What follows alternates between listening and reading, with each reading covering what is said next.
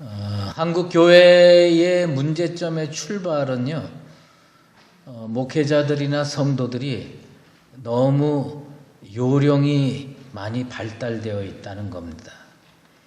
복음의 원리를 지키고 살면 대가가 혹독할 겁니다. 그래서 살짝 규칙을 바꿉니다. 원리들을 살짝 바꿔서 합니다.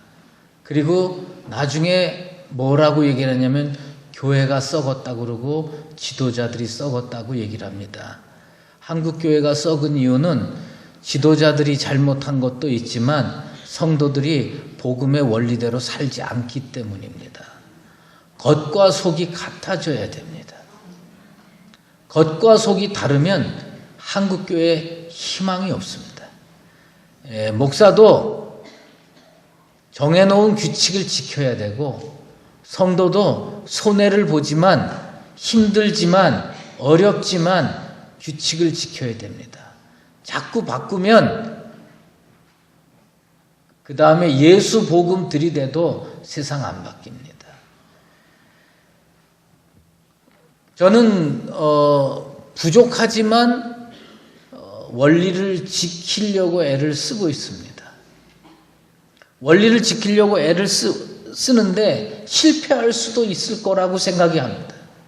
그렇지만 원리를 지키다가 실패하는 것은 큰 문제가 없을 거라고 저는 생각합니다.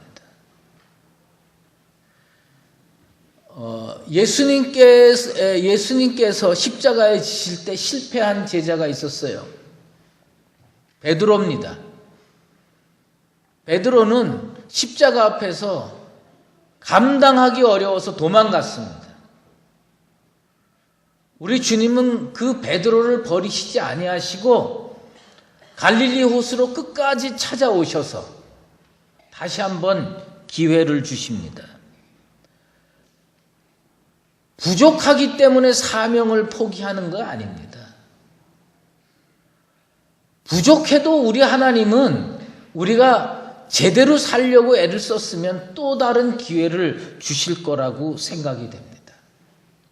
한국 교회의 실패는 부족했기 때문에 실패한 게 아닙니다. 원리대로 살지 않았기 때문에 실패한 겁니다. 얼마 전에 고발 프로그램에서 어린 아이들이 주로 사 먹는 과자 봉지를 조사한 적이 있습니다. 외국 과자 봉지하고 우리나라 과자 봉지 크기는 우리나라 게 훨씬 더 화려하고 멋있었어요. 근데 나중에 내용물을 조사해 보니까 우리나라 과자 봉지에서 나온 과자의 내용물이 외국의 동일한 가격에 동일한 크기의 과자의 2분의 1이 채 안 됐습니다. 겉은 정말 번지르르 했지만 내용물이 부족했습니다. 과자 봉지 하나에도 겉을 중요시하는 우리나라 문화가 고스란히 녹아 있습니다. 여러분, 실리콘밸리가 어디에 있는지 아십니까? 실리콘밸리는 미국 서부 캘리포니아 지역에 있다고 합니다. 근데 최근에는요, 실리콘밸리가 바뀌었답니다. 그 실리콘밸리가 한국에 들어왔답니다.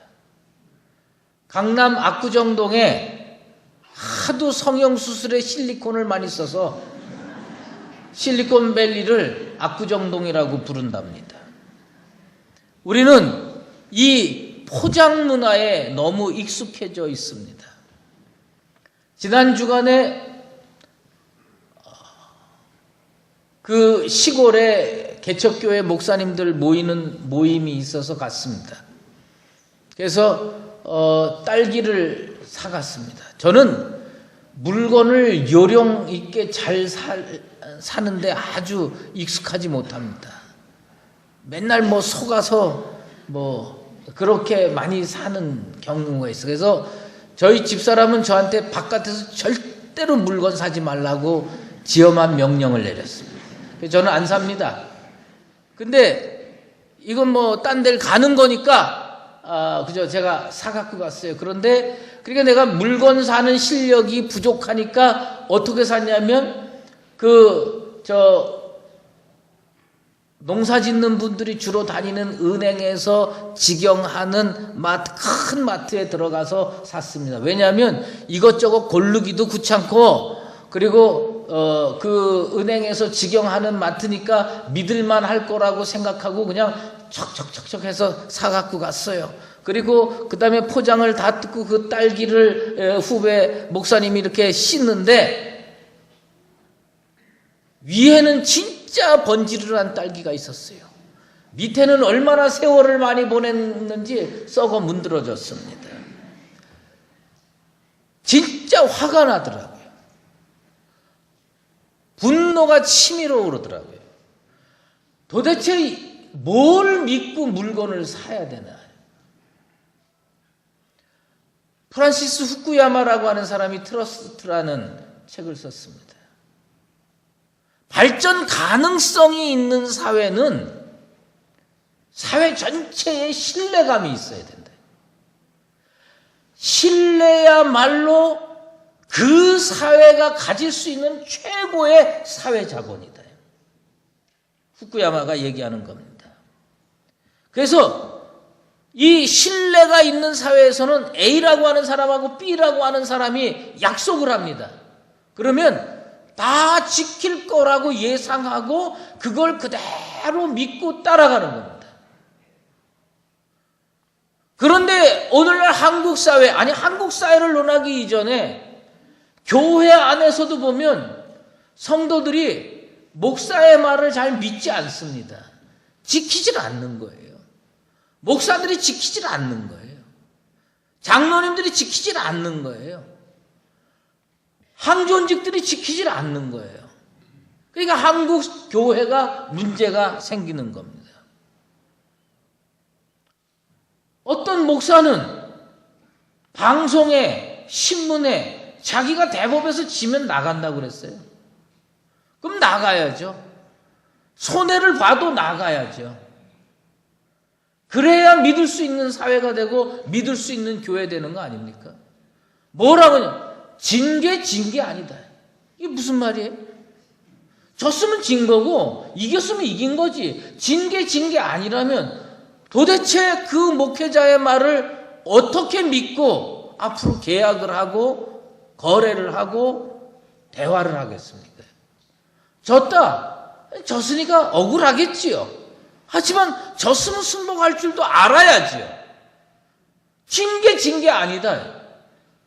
교회 지도자가 그렇게 얘기를 하면 앞으로 그 교회를 어떻게 믿고 신앙생활을 합니까? 신앙생활은요, 표리부동하면 안 됩니다. 겉과 속이 다르면 안 됩니다. 힘들어도 말했으면 지켜야 됩니다. 나는 내가 그렇게 지키는 사람이 되길 원합니다. 난 우리 성도들이 그렇게 지키는 그리스도인이 되기를 주의 이름으로 축원합니다. 예수님께서 아주 파격적인 점심 식사에 초대를 받았습니다. 바리새인하고 예수님과는 사이가 안 좋았어요. 사이가 안 좋아서 식사 초대를 거의 하지 않는데 이 바리새인은 예수님을 식사 초대했습니다. 근데 그 점심이라고 되어 있는 그 식사를 헬라어로 아리스테세라고 하는 용어를 쓰는데 요거는 뭐냐면요. 사실 우리 용어로 표현하기 좀 어렵지만요. 아침 식사하고 점심 식사 중간에 하는 식사입니다. 아리스테세는.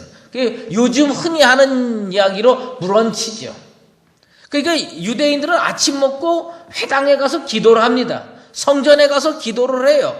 기도를 하는데 아마 열심히 기도를 한 것 같아요. 그러니까 늘 기도하고 오면 출출하고 배고프니까 이 브런치를 먹습니다. 그 브런치 시간에 바리새인이 이 예수님을 초대를 했어요. 식사 같이 하자고. 그런데 문제는 뭐냐면 예수님을 존경하고 예수님을 사랑하고 예수님의 말씀에 은혜를 받아서 초대를 했으면 그 초대는 예수님 중심으로 이루어져야 되는데 이 바리새인은 자기 중심으로 모든 걸 판단하고 이끌어갔어. 예수님을 초대해 놓고 왜 손을 안 씻느냐, 이상히 여겼다고 하는 겁니다.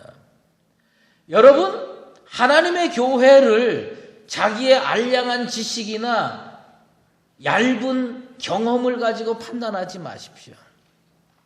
하나님의 교회나 진리는 우리가 판단할 만한 대상이 아닙니다. 우리는 그것을 하나님의 입장에서 생각해 버릇해야 되는 거예요.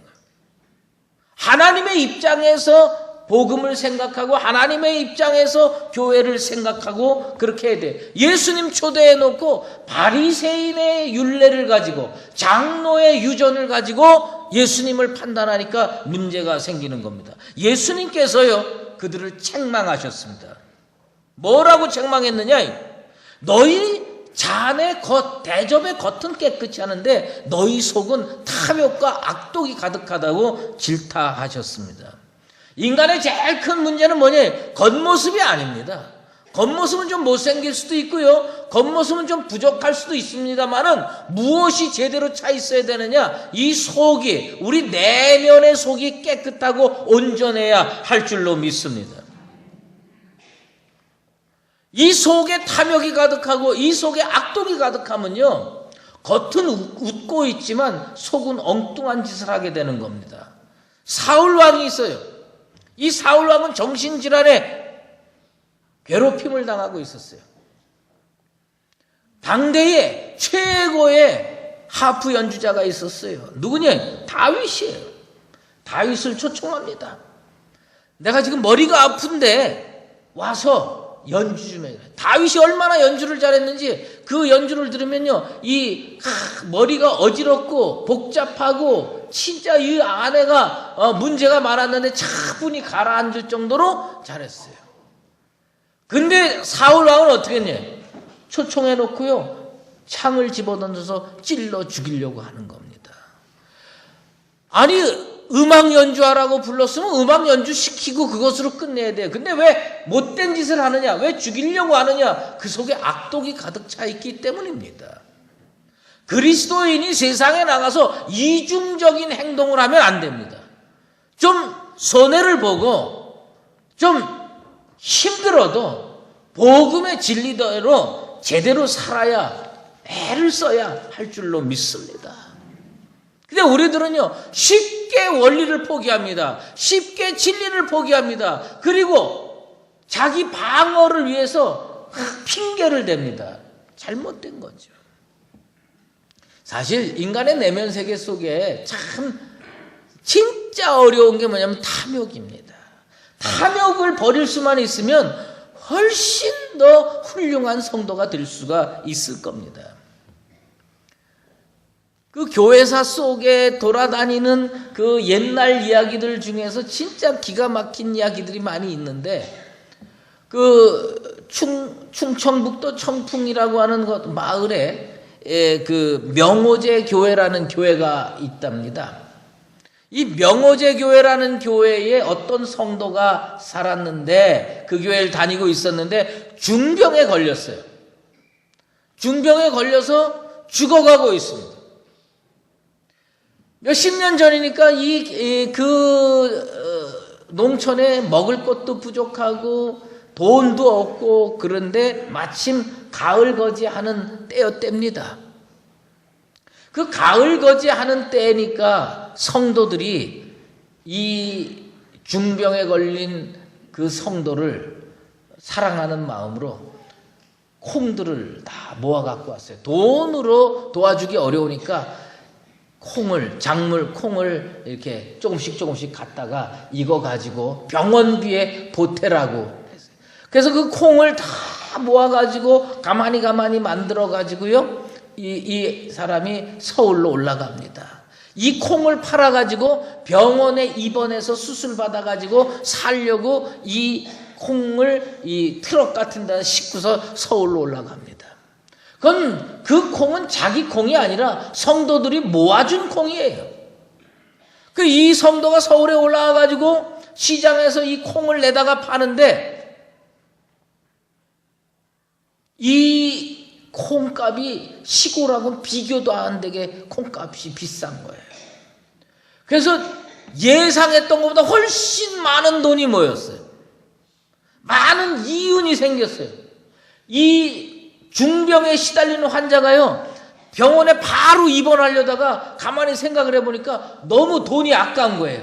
모처럼 돈이 많이 모였는데 이 돈을 성도들이 병 치료하라고 줬지만 이걸 그대로 쓰기가 아주 아까운 거예요. 그래가지고 여간방에 하루 지내면서 생각을 곰곰이 했습니다. 생각을 하고 뭐냐면, 병 치료는 나중에 하고 고향에 내려가서 땅부터 사야 되겠다. 그리고 그 다음날 바로 내려와가지고요, 그 성도들이 모아준 콩으로 만든 돈을 가지고 뭘 샀냐? 땅부터 샀어요. 병 치료하라고 줬는데 땅부터 샀어요. 그 땅 사가지고요, 그 환자가 그 땅을 밟기도 전에 죽었다는 슬픈 얘기가 있어요. 여러분 그거 어떻게 생각하세요? 성도들이 그 왜 콩을 모아줬어요? 병 치료하라고 오래 살려고. 근데 이거 왜 죽었느냐? 그 탐욕을 조절하지 못했기 때문입니다. 바리새인의 탐욕, 바리새인의 악독을 지적하시는데 예수님께서 지금 한국교회에 오면 한국교회의 탐욕, 한국교회의 악독을 지적하실 거라는 생각이 듭니다. 우리 주님이 볼 때 제일 어리석은 게 뭐냐? 내용보다 형식을 중요시 여기는 겁니다. 내용보다 형식을 중요시 여기는 것을 우리 주님이 제일 어리석게 생각하는 거예요. 그래서 바리새인들을 일컬어 이 어리석은 자들아, 겉을 만드시니가 속도 만들지 아니하셨느냐요. 여러분 영국에 혹시 한번 가보신 적 있어요? 전 나중에 기회가 되면 영국에 가서 거기를 한번 가보고 싶어요. 트라팔가 광장이라는 데가 있답니다.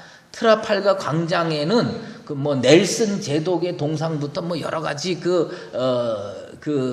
영국을 대표하는 그 동상들이 있답니다. 네 군데 있는데 한 군데는 매년 그 전시물을 바꾼대요. 동상을 바꾼대요. 근데 몇 년 전에 어떤 임신한 여성의 동상이 거기 트라팔가 광장에 세워졌답니다. 그 임신한 여성의 이름이 누구냐면 앨리슨 래퍼라고 하는 사람입니다. 이 앨리슨 래퍼라고 하는 사람이 뭐냐? 팔이 없어요. 그래서 화가인데 붓을 입에다가 물고 그림을 그리는 화가입니다. 이 붓을 입에 물고 그림을 그리는 이 화가가 그 신체 장애를 극복하고 그림을 그려서 유명한데, 가만히 어느 날 화가의 입장에서 이제 그 화집 같은 거, 동상 같은 화집을 이렇게 쭉 보다 보니까 뭐가 눈에 확 들어오냐면 밀로의 비너스상이 눈에 확 들어오는 거예요. 여러분 혹시 밀로의 비너스상 본 적이 있으세요? 그 그림을 보면요, 사진을 보면요, 이 팔이 없습니다. 근데 그 여자는, 밀로의 비너스상에 나와 있는 여자는 팔이 없는데 얼굴이 너무 조각까지 이뻐서 비너스상 아니겠습니까? 그걸 보면서 앨리슨 래퍼는 그런 생각을 했어요. 나는 얼굴도 이 여자보다 훨씬 못생겼고 여러 가지로 신체 장애가 있고 그래서 핸디캡이 있지만 이 여자보다 더 예뻐질 수 있는 방법이 뭘까? 그 앨리슨 래퍼가 생각을 했어요. 남자들이 장가 오겠다는 남자도 없고, 그러니까 어떤 과학의 도움을 받아서 미혼모로 임신을 했습니다. 근데 그 말씀이, 그게 뭐냐면 예수님 말씀하고 비슷한 것 같아요. 예수님께서 뭐냐면 너희 속에 생명이 없느니라요. 한국 교회의 문제가 어디서부터 생기느냐? 여기에 생명이 없는 거예요. 여기에 진리가 없는 거예요. 교회 안에 진리가 부족해요. 그리스도인 심령 속에 구원의 도리가 사라지고 뭐가 자리를 차지하느냐? 악독과 탐욕이 자리를 잡고 있는 겁니다. 우리 속의 악독, 우리 속의 탐욕을 밀어내고 청소하고 예수 그리스도의 생명의 도리가 자리 잡게 되기를 축원합니다. 마크 퀸이라고 하는 조각가가요, 그 앨리슨 래퍼가 생명을 속에 잉태한 것을 보고 너무 감동을 받아가지고 5m짜리 조각상을 만들어서 1년 동안 임신한 앨리슨 래퍼의 조각상이 트라팔가 광장에 전시되어 있었다고 하는 겁니다. 한국 교회가 어떻게 바뀌어야 되느냐? 그 속에 생명을 잉태한 공동체가 되어야 되는데 그 속에 악독과 그 속에 탐욕이 자리 잡고 있기 때문에 문제가 생기는 겁니다. 이거 바꿔야 됩니다. 탐욕을 치료해야 돼. 악독을 치료해야 돼. 그걸 뭘로 치료하냐? 예수의 복음으로밖에 치료할 수 없게 될 줄로 압니다. 예수 그리스도의 복음으로 내 속에 있는 탐욕을 치료해 주소서. 예수 그리스도의 복음으로 내 속에 있는 악독을 치료해 주소서. 여러분 속에 구원의 도리가, 십자가의 도가 자리 잡게 되기를 축원합니다. 그래서 내 속에 악독이 쫓겨나가야 돼요. 탐욕이 쫓겨나가야 됩니다. 그러면 그 탐욕이 쫓겨나간 흔적이 뭐냐? 우리 주님께서 뭐냐면 구제할 마음이 생긴다는 겁니다. 남을 도와줄 마음이 생긴다는 거예요. 어렵고 힘든 사람에게 사랑을 베풀 마음이 생기는 거예요. 어느 순간부터인가 진짜 사랑해서 사랑을 베푸는 것이 아니라 사랑을 의무 행위로 하는 거예요. 교회가 구제를 의무 행위로 하는 거예요. 이웃을 진짜 사랑하고 이웃을 진짜 보살피기 위해서 도와주는 게 아니라 교회니까 이걸 해야 되지 않느냐. 예수 믿는 사람이니까 구제를 해야 되지 않느냐. 우리말에 오지랖이 넓다는 표현이 있습니다. 남의 일에 참견하기 좋아하는 성향을 이야기하는 거예요. 근데 이 오지랖이 넓은 게 뭐가 문제냐? 말로만 오지랖이 넓으면 진짜 부정적인 행위입니다. 자기 주머니를 털어서 도와줄 수 있을 정도의 오지랖이 넓은 그리스도인들이 다시 많아져야 됩니다. 그런데 요즘 한국 교회가요, 뭐에 치중하느냐? 마치 해외 선교는 최고의 덕처럼 강조합니다. 그리고 자기 지역 사회는 포기하고 있어요. 지금 한국교회의 심각한 위기가 해외 선교를 안 해서 심각한 위기가 벌어진 게 아니라 이 내가 살고 있는 우리 교회가 위치하고 있는 지역 사회를 포기했기 때문에 심각한 위기가 닥치는 겁니다. 그런 의미에서 우리는 새롭게 우리의 행위를 바꾸고 우리의 태도를 바꿔야 돼요. 미로슬라브 볼프라고 하는 그 예일대 교수가 광장에 선 기독교라는 책을 썼어요. 그 책을 읽는데 진짜 저는 그런 충격을 받았어요. 난 우리나라 교회만 그런 심각한 문제점이 있는 줄 알았어요. 그 책을 읽으면서 깨달은 게 있어요. 교회가 있는 곳에 다 문제가 있는데 지금 현재 세계 교회의 가장 큰 문제가 뭐냐? 기능장애라는 겁니다. 교회가 마땅히 해야 되는데 그 일을 할 줄 모르는 교회로 전락하고 있다는 겁니다. 구제를 해야 되는데 구제를 안 하는 거예요. 사랑을 나눠줘야 되는데 사랑을 못 하는 거예요. 기능장애를 일으키고 있는 교회가 너무 많다는 겁니다. 뭐만 좋아하느냐? 은혜 받는 것만 좋아해요. 말씀 듣는 것만 좋아합니다. 우리는 어떻게 해야 되느냐? 겉의 행위도 속이 뒷받침돼야 끝까지 온전한 행위가 됩니다. 우리 속이 진짜 예수 복음으로 가득 차게 되길 바랍니다. 그래서 이게 겉으로 드러난 행위가 세상 사람들이 볼 때 야, 진짜 존경할 만하다. 사도행전에 나와 있는 초대교회가 왜 칭송받고 박수받았습니까? 그들이 상상한 것 이상으로 교회가 올바로 행하거든요. 예수님이 원하시는 교회는 그런 교회라고 하는 겁니다. 우린 다시 우리들의 교회를 그런 교회로 만들어 나가게 되길 바랍니다. 해외 선교 해야지요. 하지 말자는 얘기가 아니에요. 하지만 내가 살고 있는 이 지역에서 교회가 교회답고 성도가 성도다워질 때 해외 선교도 의미가 있지 않겠나 생각이 듭니다. 제가 좋아하는 사자성어가 하나 있어요. 승거목단이라는 말입니다. 승거목단이라는 말은 뭐냐면 노끈으로 톱을 삼아서 잘라도 결국 나무는 잘라지게 돼 있다. 우리가 한술밥에 배부를 수는 없습니다. 하지만 우리 교회를 그런 교회로 만들어 나가게 되길 바랍니다.